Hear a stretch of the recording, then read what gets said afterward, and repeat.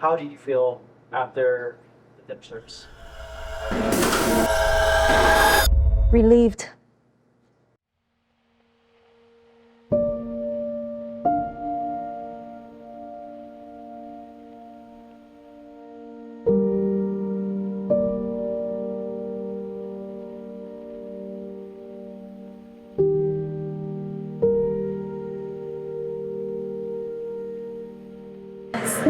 You know that feeling that you get when you're packing and you're getting ready to go on a trip or anything like that? It felt like that, but it's not that. So I don't know exactly what emotion I'm feeling right now. I just know that today we're going to be slammed and I'm a little terrified of it, but I'm excited to see the rest of our customers come in to have their last supper. It was a lot of blood, sweat, and tears into this restaurant. During this time, 5 years ago, like I said, it was a lot of prepping, making sure the menu was up to par, and I literally spent nights here. And I used the dining room chairs as my bed and like the table linens as my blanket. I was the only one here. And so it happened, I actually kept it quiet for a little while. It was just about 2 weeks ago when I announced that Savory Vietnam was closing. When that announcement came out, so many messages, so many customers seeking me out, my husband out, and just saying that they're going to miss Savory Vietnam so much. And it's just been an overwhelming sense of gratitude to all the customers that have followed me since day one. And then to get the response that wherever you go, we'll follow you. That means a lot to me.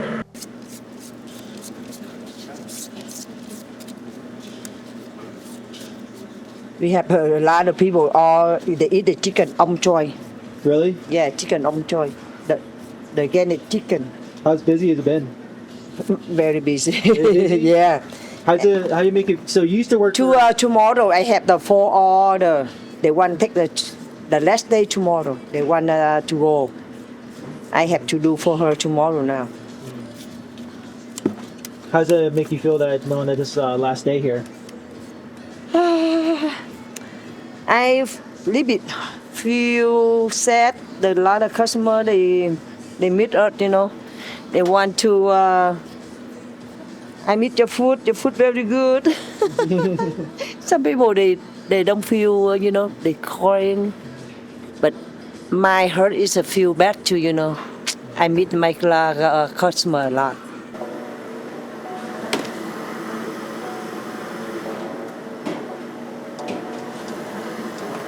Right now I'm cutting some more chicken because ran out due to everybody doing their last supper. So we're just cutting some chicken so that we have sauteing. We're cooking right now for our last day. I'm afraid we're going to get slammed, so we'll see how things go. I've been telling you since I got here that this whole past couple days, everybody here has had their butts whooped. We're doing the best we can. The reason why we don't have downtime is because our staff is so tiny. We're literally prepping when it is downtime. You know what I mean? We have to prep for the entire week, or in this case, we're prepping for the busy day. But that's typically why we don't have downtime. We stay open so that we can prep. And back then, Savory Vietnam had events, which we actually have one more event tomorrow. So in between our downtime, wherever we have it, we need to prep for the event tomorrow. Yes, that's the last event. Didn't go to culinary school. I actually went to design school. And after graduating design school, growing up in the restaurant industry, it ended up being something that was kind of in your blood. Is there a particular meal that you just love to cook and serve out, or? The meals that I like to cook is anything that has a lot of different kind of textures to it. So for instance, like salad that I would make or something, I want it to be crispy, I want it to have that crunch or even like textures in flavors, like some sour, some salty. Those are the things that I feel like encompass what the Vietnamese cuisine is like. You know, you have it's just a nice balance of all the flavors and the textures in that sense. So my favorite dish making is Vietnamese salads. I like that. The main dish part of it, I love making the crab. I noticed you like to make the crab a weird I like making the crab. I like the flicking of the wrist. And you know, even though the fire is really hot, it's fun. You know, that's what I like to do.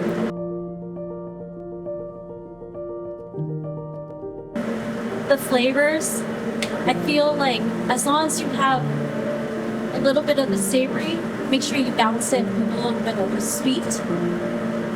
And when it comes to Asian cooking or just talking about Vietnamese food in general, we like to use a lot of herbs, you know, or like for instance, if we make a dish that has like lemongrass in it, there's like the lemongrass has a fragrant like lemony tang to it. So it's like flavors of the 5 elements, you know.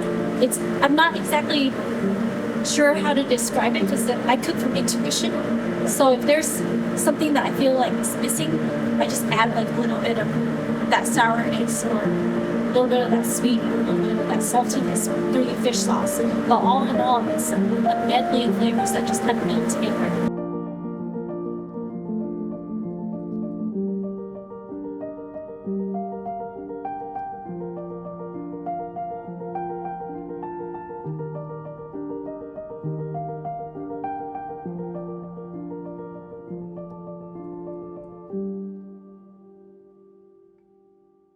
Well, since they've said last summer, a lot of the customers, they've come back like 2 or 3 times.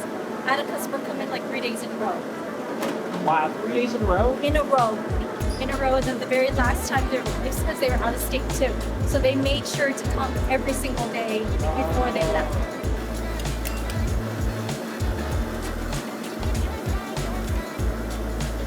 And a lot of the times for me, when I cook, everything's made to order. When I cook, so it's from raw to the wok. There's a lot of wok. But all of that over there, all the recipes and sauces is what I do, and then I have my cooks execute it for me. You know? I'm only one person, I can't do it all. So that's why everybody has their own thing. Hot pot. There's a hot pot. Yeah, You love this food right here, the hot pot? yeah, we sell a lot. Say a lot. Yeah. Vietnamese hot pot. Ever had this dish where it's like a beef stew and you eat it with like bread? Yeah. Yeah. So in Vietnamese it's called bò kho. So this one, there's 2 types of stews when it comes to this. There's this stew which is more Vietnamese flavors, more Southeast Asian flavors, which might be similar to your broth, you know. And then there's another one that is more French influence, which is called beef ragout. So this is very similar to kind of like French. This one is more Southeast Asian. Oh, Southeast Asian. Okay. Yes, because it is very strong with the allspice in it, whereas the ragout, it's like a, what is it? Like a, well, ragout, it sounds very French, so it's like a beef ragout is what it's called. But the only reason why it has like an Asian twist to it is because the Vietnamese people, they like to add umami to it by adding soy sauce or things along those lines. But with the ingredients, that costs overhead, right? A lot of overhead.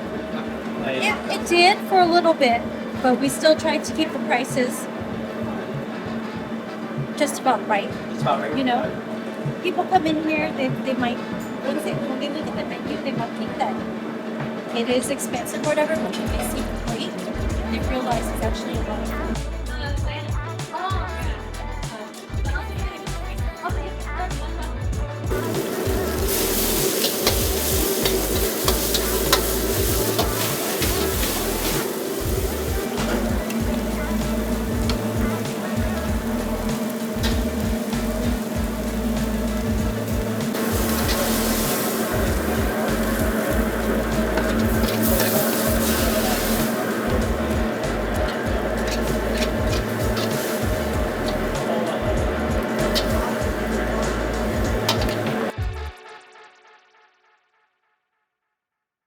when it got announced, like I said, the customers kept sending me a bunch of messages and said that they're going to miss Savory Vietnam. And then even just today, just after dinner service, checking my social media, people were still sending me messages and posting like, goodbye Savory, we're going to miss you, and things along those lines. So with that, that's the emotional part of it that gets to me.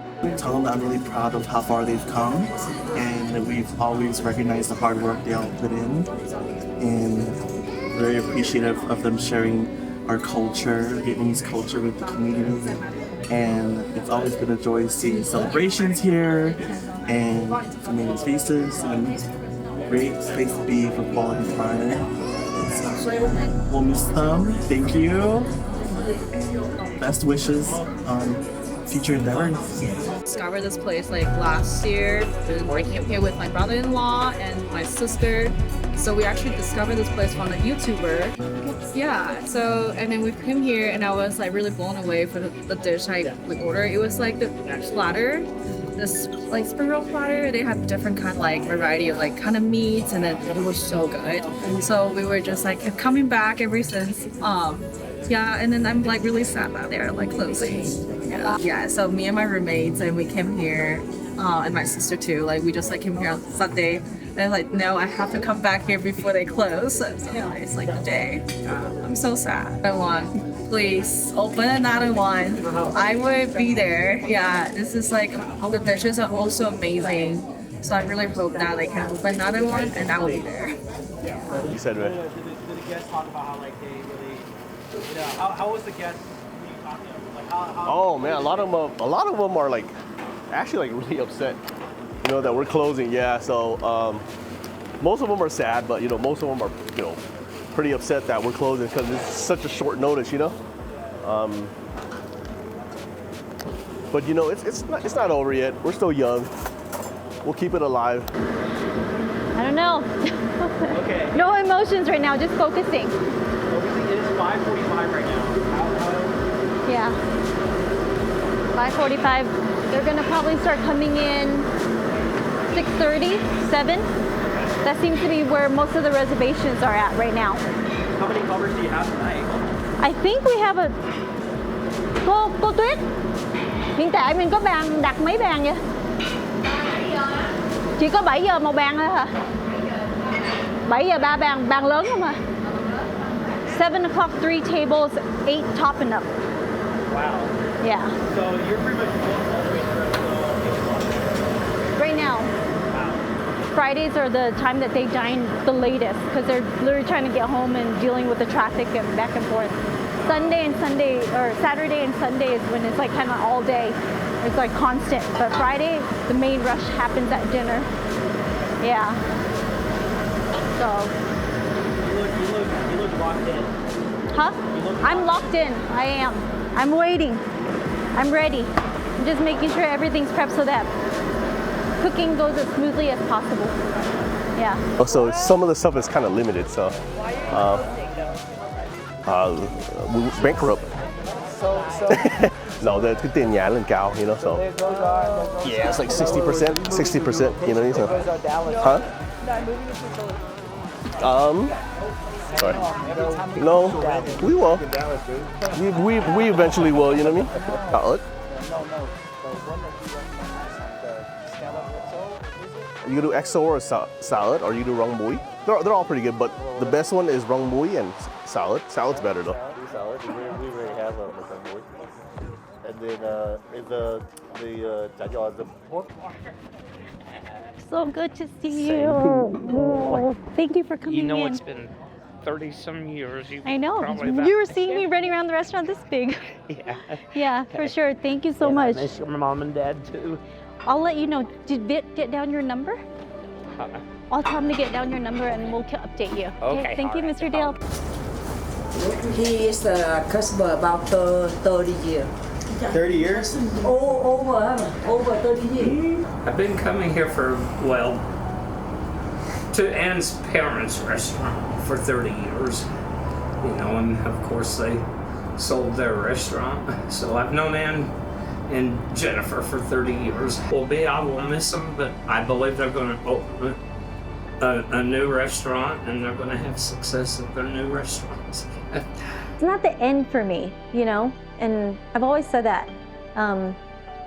Being in this restaurant the last 5 years, it really kind of helped me discover who I am as a chef. And now that I've found that, I'm ready to explore that a little bit further and see where else it can take me. It's been a lot of emotions the past 2 weeks, but I think each day it was a different emotion that I learned to cope with and all that. But now that everything's over and done with, I'm just relieved that everything's done, wrapping up everything and going from there at this point. So now it's a matter of just super excited for the next journey. But before I do that, I'm gonna take a little breather because today was quite intense.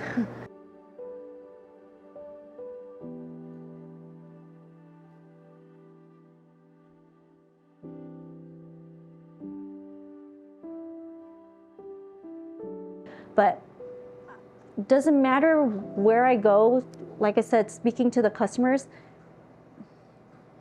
it was like family, you know? That's what it really does come down to. And I think that actually hits me more now that I just said that, because they welcomed me with open arms. And now that this is ending here, they're still welcoming me. And that truly means a lot. It does. I swear I wasn't gonna cry. I tried, but.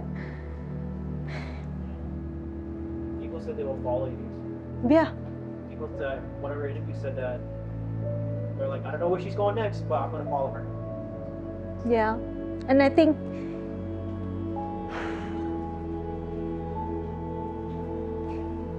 on the positive note, when I was able to speak to the customers and them sending me these awesome messages and all of that stuff, it made me feel like